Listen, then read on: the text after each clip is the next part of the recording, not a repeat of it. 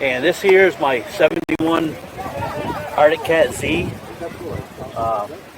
Has a Kawasaki 292 engine, dual carbs, crossover stingers, and it's made for racing.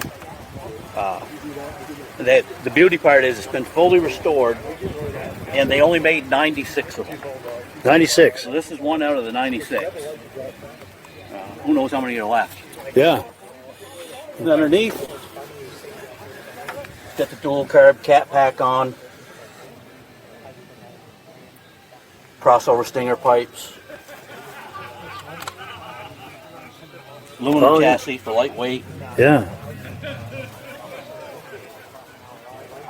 It only comes with a tack, no speedometer.